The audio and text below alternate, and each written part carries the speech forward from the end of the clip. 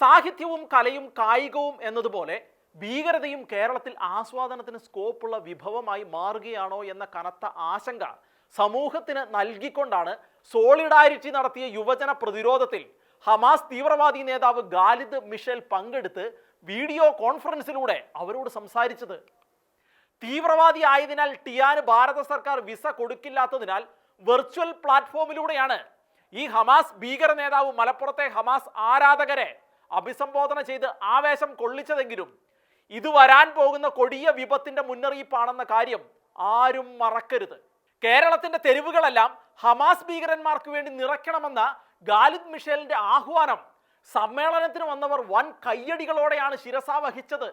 IS, Taliban, Boko Haram, Al Qaeda, ബുലാനി തുടങ്ങി മാനവരാശിയുടെ നിലനിൽപ്പിന് തന്നെ എതിരെ നിൽക്കുന്ന ഭീകരവാദ സംഘടനകൾക്കൊപ്പം ചേർത്ത് വായിക്കേണ്ട അസൽ ഭീകരരായ ഹമാസിന്റെ നേതാവ് കേരളത്തിൽ സംഘടിപ്പിച്ച സോളിഡാരിറ്റി സമ്മേളനത്തെ അഭിസംബോധന ചെയ്യുന്ന അവസ്ഥയിലേക്ക് കേരളത്തിന്റെ ജീവിതാന്തരീക്ഷം അധപ്പതിച്ചത് അങ്ങേയറ്റം ഭയാനകമായ അവസ്ഥ തന്നെയാണ്. ഭീകരതയെ മഹത്വവൽക്കരിച്ചും അത് ചെയ്യുന്നവന്റെ രാജ്യവും മതവും നിറവും ഒക്കെ നോക്കി അവനെ വേർതിരിച്ച് കാണാൻ പഠിപ്പിക്കുന്ന വർത്തമാന കേരളത്തിന്റെ അധപ്പതിച്ച നവസാംസ്കാരികം കേരളത്തെ ഭീകരതയുടെ ഹബ്ബാക്കി മാറ്റിയിരിക്കുകയാണ്. മതമേധാവിത്വം നടത്തുന്ന മുരടനക്കങ്ങളിൽ ഭയന്ന് അവർക്ക് പാദസേവ ചെയ്യുകയാണ് പൊതുജനത്തിന്റെ നന്മലാക്കാക്കി മതമോ രാജ്യമോ നോക്കാതെ ഭീകരതയെ എതിർക്കേണ്ട കേരളത്തിലെ ഒട്ടുമിക്ക രാഷ്ട്രീയക്കാരും ചെയ്തുകൊണ്ടിരിക്കുന്നത്.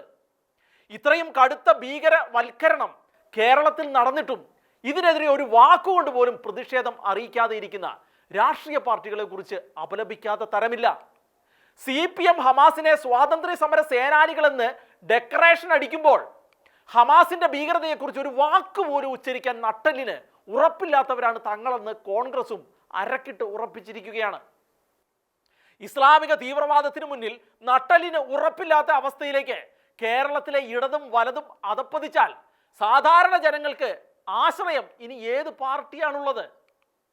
മലയോര മേഖലയിലെയും മധ്യ തിരുവിതാംകൂറിലെയും ക്രൈസ്തവർക്ക് ഗുണം വരുത്താനെന്ന് ധരിപ്പിച്ച് അവരുടെ വോട്ട് ബാങ്കി ജയിച്ച് ഭരണമുന്നണിയിൽ കയറിയിരിക്കുന്ന ക്രൈസ്തവ പാരമ്പര്യം പേറുന്ന പാർട്ടിയും അധികാരത്തിന്റെ അപ്പകഷ്ണം രുചിച്ച് നാവാട്ടം മുട്ടി ഇരിക്കുന്നതിനാൽ അവരും പരോക്ഷമായി ഈ ഭീകരതയ്ക്ക് കുട പിടിക്കുന്നു എന്ന് കേരളത്തിലെ ജനങ്ങൾ ചിന്തിച്ചാൽ അവരെ കുറ്റം പറയാൻ കഴിയില്ല.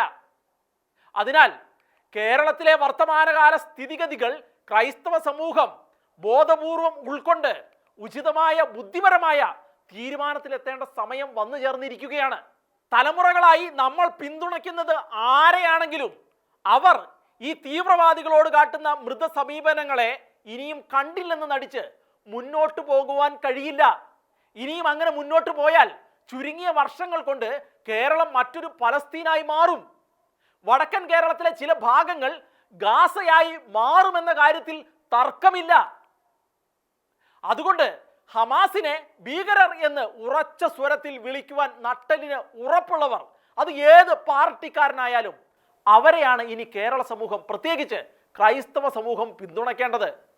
അതിന് ധൈര്യമില്ലാത്ത അവസരവാദികൾ ഏത് പാർട്ടിയിൽപ്പെട്ടവരായാലും അവർ മത തീവ്രവാദികൾക്ക് കുഴലൂതുന്നവരാണ്. അത്തരം കപടമുഖങ്ങളെ ഇനിയും വിശ്വസിച്ച് വലിയ അപകടത്തിൽ ചെന്ന് ചാടാൻ കേരള സമൂഹത്തിന് ഇട വരാതിരിക്കട്ടെ.